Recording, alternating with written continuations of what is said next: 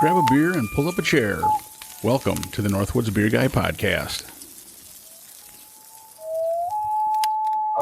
All right, ladies and gentlemen, and welcome back to the Northwoods Beer Guy podcast.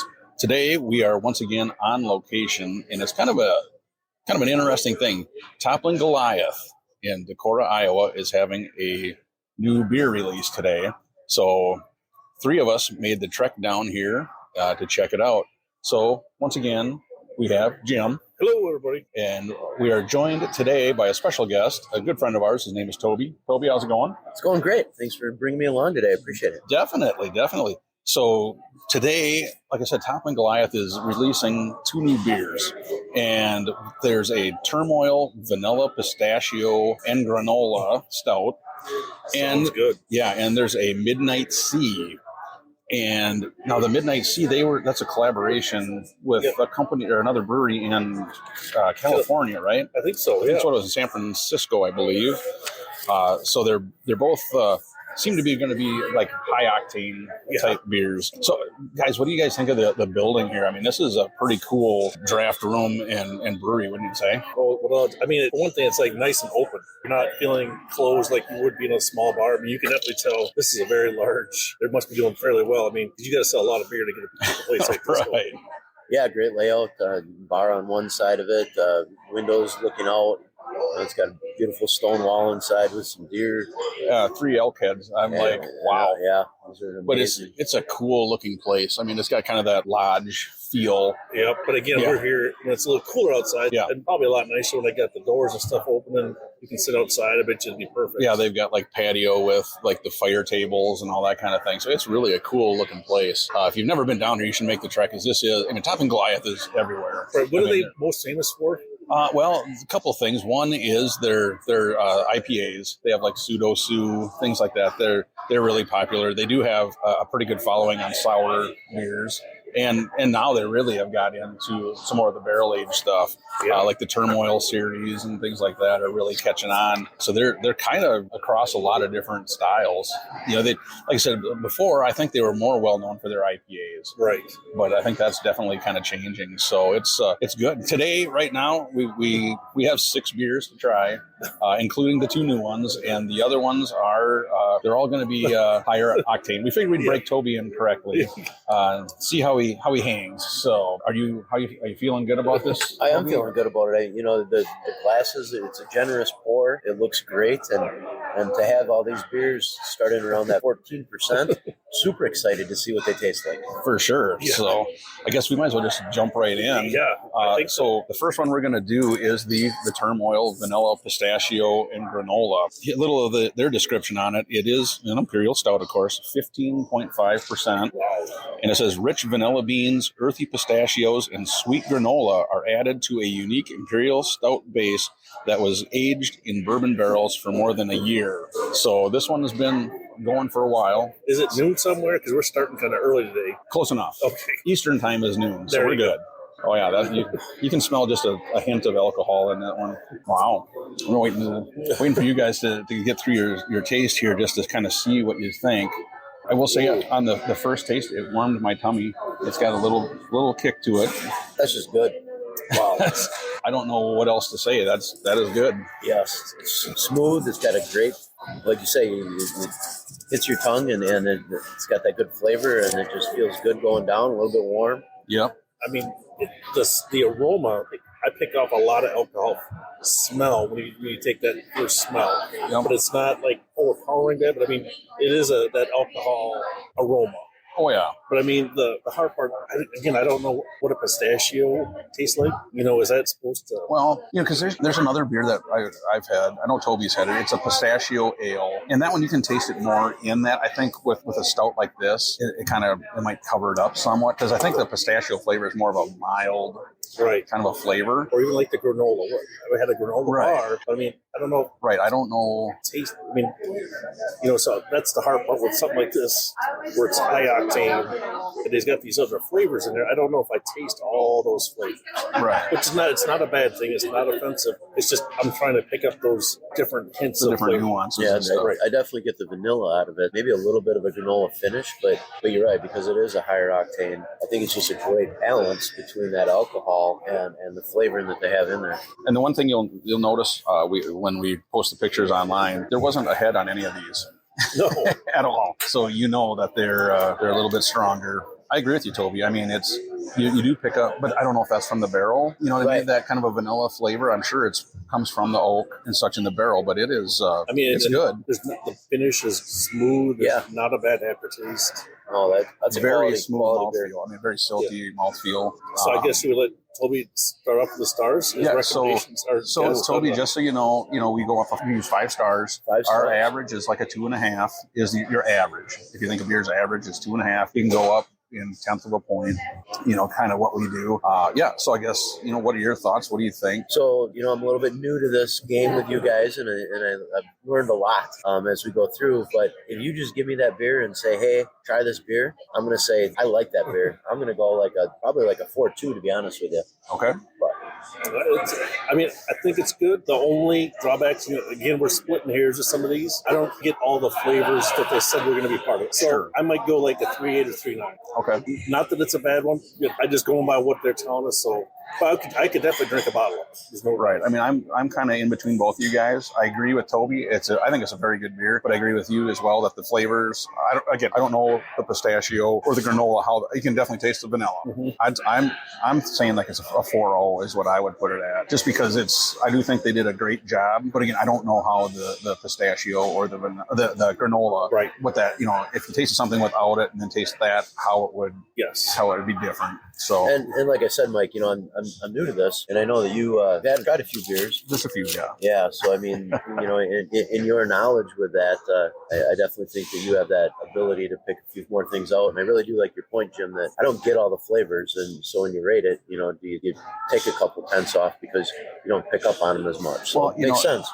What you'd said there, it is true, because I mean, Jim and I have had probably 600 or 700 different barrel-aged high-octane beers that we rated. So the more you do it, you're going to pick up a lot more nuances. The vanilla was very prominent. Right, yes. But like I said, the other two, but again, I don't know what granola should taste like in a beer. Right. So it's good for breakfast bar. There you go. All right, guys. So now we're going to move to the other new beer that they just released, and this is the Midnight Sea.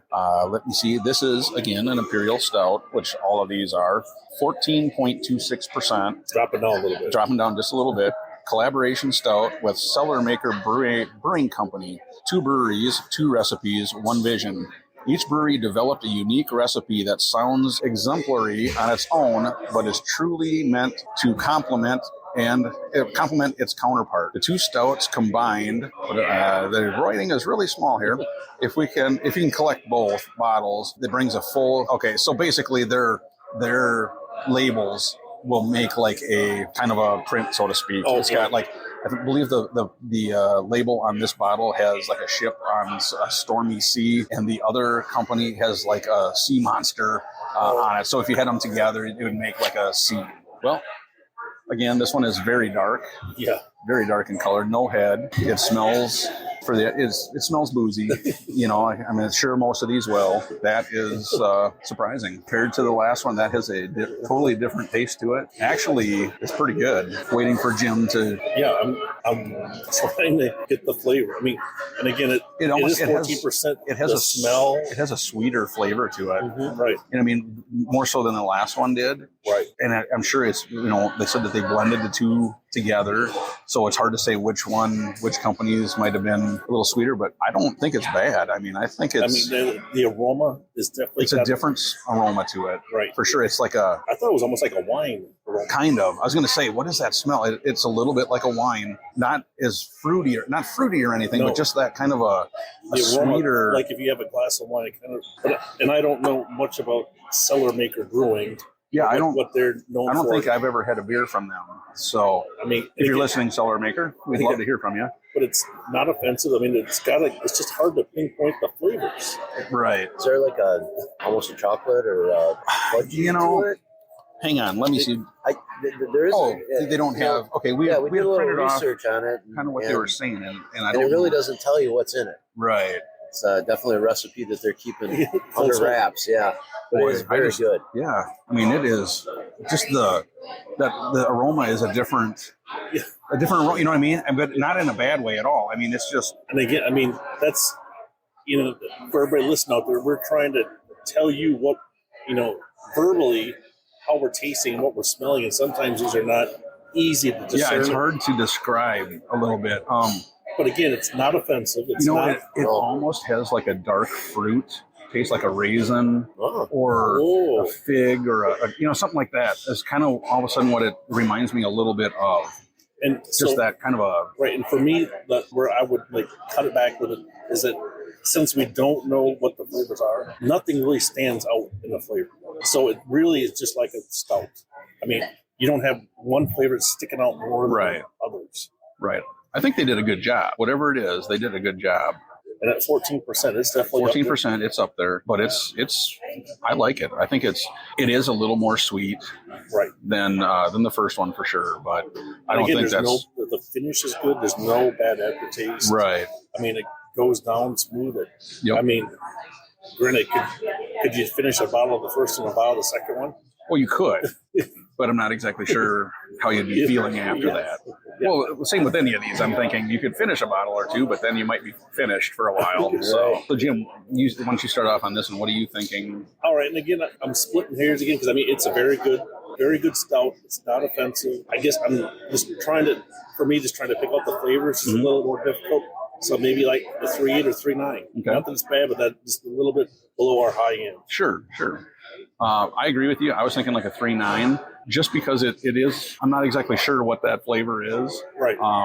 And it's a little bit sweeter, which is not bad. But I think I'd say a 3.9 personally. But I'd drink more of it. Oh yeah. What do you think, Toby? So I think it's unique that these two companies, one in Iowa, one in California, do something, and they say that you need to combine the two of them together to get the true flavors out of it. Right. So I'm like 3.75 on it because they're leaving us hanging. Right. And if any of the viewers do know where this cellar maker brewing company has any products around the Iowa, Minnesota, Wisconsin area, we'd love to know, because I really like to try them together. That is one thing on our way down we were discussing, and it's like I kind of wish they would have had some bottles from the other brewery and vice versa, right? To where you could have got them together or try it on tap. I mean, send a cake along with it. So that would have been interesting to see. But now these are supposed to be the exact same beer, right? And so theirs would taste the same, but then the artwork is different. So. But I mean, do you think they aged them in a cellar brewery? I don't know. They didn't. They could have. We don't know that for sure, so we can't really say. But just speculating, I guess. Yeah, but again, I think they did a good job. Yes. So we are on to beer number 3, and this is the Topling Timber. This is a 15.4% Imperial Stout, and it says Bourbon Barrel Aged Stout collaboration with Sawyer Brewing Company. Expect notes of vanilla ice cream drizzled with warm fudge, caramel, and bourbon. Now, if anybody knows Jim, he likes to drizzle his ice cream with bourbon. Isn't that right, Jim? Yeah, only in the afternoons. Only in the afternoon. This one has definitely got doesn't smell as sweet. It smells boozy. And I'm not going to lie, it smells definitely a bourbon smell. Yeah, I'm really impressed. I mean, I'm just counting here 1, 2, 3, 4, 6, 7, 8, 9, 10, 11, 12, 13 different stouts available here today. Yep. Not all of them are on tap. Right. I mean, the majority. The vast majority are. This one it's not as sweet of a flavor. You know what I mean? It's more of what you'd think of as an Imperial Stout. Trying to pick up on the ice cream part of it. It definitely has a bourbon smell. Yeah. Wow. I mean, again, it's just hard to split hairs sometimes. I mean, these first 3 hours, I mean, we're talking the difference in flavor by like almost a micrometer difference. It's a little bit like when we were at Distal. Yes. That you're splitting hairs to try and find the differences. But they're good. I mean, you can definitely like this, and you can smell the bourbon and know in that this it's one, a little bit higher. But if you gotta like bourbon to try these. Absolutely. I'm trying to pick up on the fudge, to be honest with you. It might be. I mean, I'm trying to think if it's like a darker chocolate taste to it. And maybe that's what's cutting down it's not overly sweet, but maybe that's what's... I would agree. It's more like a dark chocolate. That could be what it is, that little bit of a difference. It could be the fudge where it's a darker chocolate. Because, I mean, I think on the aftertaste, that's kind of what I taste a little bit, is that chocolate. And it's not an overpowering chocolate. No. It's a smooth... No, it smooths it out. Because the bourbon is not, the smell is there. I mean, you can taste it, don't get me wrong, but it's not like punching you in the mouth. Right. It's not like drinking a straight shot. Correct. So that, I think that's probably my favorite so far of the three you've had. Just because of that chocolatier, because I do like a little bit of chocolate in there. When you sit and you kind of let the taste linger a little bit in your mouth, then I think that fudge comes out. Right. You can definitely taste it. That's not bad. But it's still a smooth finish at the end. Yep. It's not. Yep. It's not. Doesn't burn. No. And I think that's one of the things. We're halfway into these beers, and 14-15%. They're really, really smooth. Yes. I was just going to say the same thing, Toby. That it's crazy. They don't burn. Now that first one, I said it warmed my tummy a little bit. The first one on that first sip. Right. But other than that, they've been smooth. It's impressive. Very, very impressed with this so far. I mean, there's not many places you can go and have this many stouts, bourbon barrels, and all be good. Correct. I think we talked about it before, where a lot of breweries, they get one and they focus on that and they only do that. Yep. We're here now. I mean, we've had three that are up at the top. I mean, they're really, really good. I'm impressed. I guess I start this one off. So Toppling Timber, I'm going, I'd say a 3.9 myself. You had a 3.9 before. Yeah. Okay. Yeah, that's fine. All right. I still think it's a 3.9. But I do like I think if the fudge was a little bit more, but some people that might turn off. Right. So it is on the finish. I'll go a 4 because now I'm talking myself into it. It's a 4. It's a 4 all day. I do think the how smooth it is, and then the fudge part, it really kind of lends itself to a really nice flavor. So yeah, I'm good with that. Toby, what do you think? Yeah, I'll go back to my, that first one we had, that vanilla one. I like kind of the way that sat. Like I said, I rated that like a 4.2, I think I said. Mm-hmm. And I really like this one as well. I like that chocolate fudgy feel to it. I kind of let it sit in my tongue. I really got that bourbon taste out of it, but it was a good flavor. So yeah, I'm about a 4.2 on this one as well. Okay. Jim? And I think I definitely like this is my favorite so far. And again, the only area that I'd split the hair with is just a little bit more of the chocolate flavor. I mean, it's there, but you really gotta be trying to look for it in your taste. It's not like it doesn't stand out on its own. So it's a very good combination, a very good beer. Just knock it just a little bit. Okay. So we're halfway through. Toby, you're still feeling good? I am. All right, good. Because we got 3 more to go. Jim, you're all stretched out. You're everything's stretching out, so we're good. So now we're going to step it up a little bit, if that's possible. We are going to the Fire Stoker. This is an Imperial Porter. Ooh. So the first 3 we had were stouts. This is a porter, but it says barrel-aged smoked maple porter with creamy notes of vanilla and chocolate chips. Breathe deep of bourbon aroma, hints of applewood smoke, oak, and dark chocolate on the palate. This one is 16.6%. Yowza. So for a porter, that's one of the higher porters I think we've probably ever had. So this should be interesting. Yeah, this is for porters. Don't usually see anything this. Wow. Not to cut you off, the aroma on this is crazy. Talk amongst yourself. And again, this is, a porter. I think that's one of the reasons why we wanted to come here and see what it's like. Wow. I might not even wait for Jim to have a taste and start talking about this one. This is crazy. I can taste the maple, the chocolate chip. You get that little bit of a smoky to it. Oh, yeah. And I'm telling you what, the mouthfeel is velvety. This is crazy.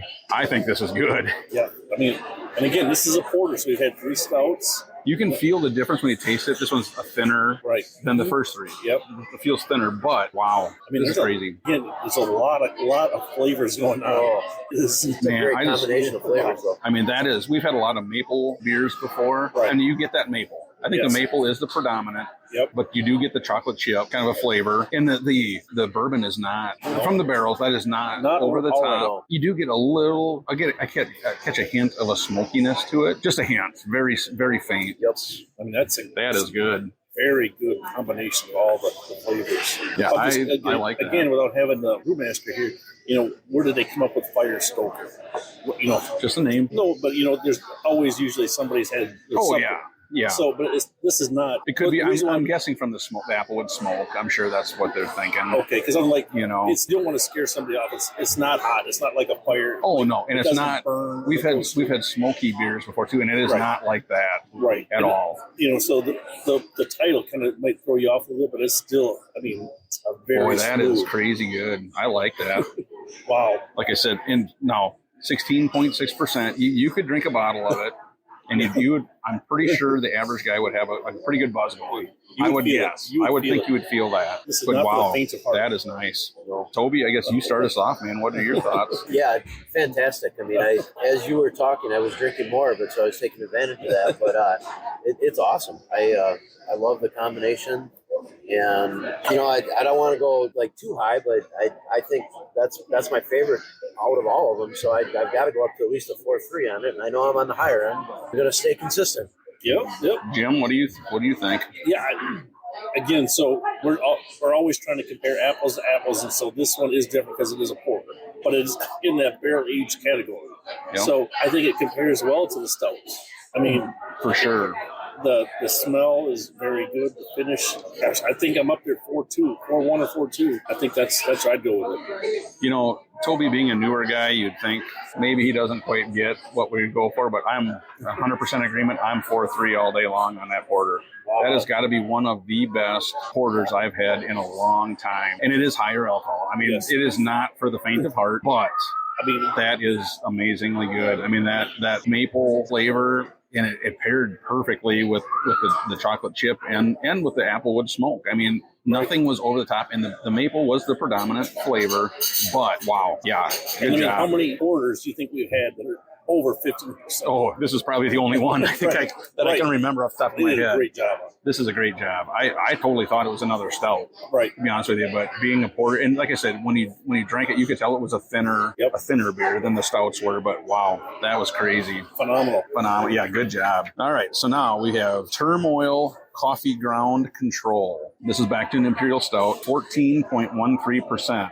Barrel-aged stout featuring the rich flavor of Guatemala Santo Domingo coffee beans, raised by ground control of Litchfield Park, Arizona. I'm sure it's going to be more of a coffee aroma and taste. Definitely, it clings to the glass. I mean, it's a higher alcohol. I'm trying to see how over the top coffee, but I can't. You can smell the bourbon. I hope it's not like that one we just had we've tried recently where it tastes like you opened up the top tier of coffee maker. This one does not taste like that. It was just all coffee grounds. I'm going to see what you guys think of this one, because if the coffee is either really muted, because I don't get a whole lot of coffee myself, I'm going to have to try another taste of it. What's the ABV in this again? 14.13. That's one of our lighter ones today. Yes. They went easy on us with this one. But I mean, the coffee, I don't know. I didn't pick up a whole lot of it. Did you? No. If I compare it to anything, it'd be more like kind of an iced coffee, maybe where that a little bit of sweet, but it's very subtle, very very faint coffee. Okay. So on the second taste, it is faint. But it's towards the finish. It's very muted. It's not offensive though. I mean, it's one of those, if you don't like coffee, you probably wouldn't really even notice it. But on that second taste, it was when you swallowed it, and then it was right then that you kind of picked up a little bit on that coffee. But that's not. Yes, we've had some where it's like eating wet coffee grounds, and this is not that. Yeah, I mean, for me, I guess that's maybe one knockdown on it. You're expecting a little more coffee flavor. You know, they've got coffee in the title, but it doesn't really. It's really, really faint and right on the finish. So unless that's what they were going for when they designed this one, but I mean, I would have liked to have a little bit more coffee flavor. Personally. But I mean, I was just looking for a little bit more of the coffee flavor. Not a lot, just a little bit more instead of on the back. Yes, I agree. I personally, I think when it says coffee in it, you're expecting more coffee. Right. Which again, I do not think that is a knock on this at all, because it is very subtle, and I don't mind that, because I'm not a big coffee drinker other than in stouts. Right. I think if coffee tasted as good as it smelled, I would drink more of it. But I think it smells amazing and it tastes like icky stuff normally, unless it's in a stout, and then it's okay. But I liked it. Yeah, it's good, and I think they're as I read the description, I think that's what they're really going for, was it has a good balance of that bourbon barrel. Yep. And then just that faintness of the coffee. And I do think, Jim, that's probably what they were trying to target. So it's good. I wouldn't say it's one of my favorites that we've had today, but. Right, I would agree with you, Toby. Yeah. So, Jim, what do you think? You start us off on this one. Again, splitting hairs. Yep. Not an offensive drink at all. I would just like to have a little more coffee. I'd have to go like a 3.7 or 3.8. 100% agree with you.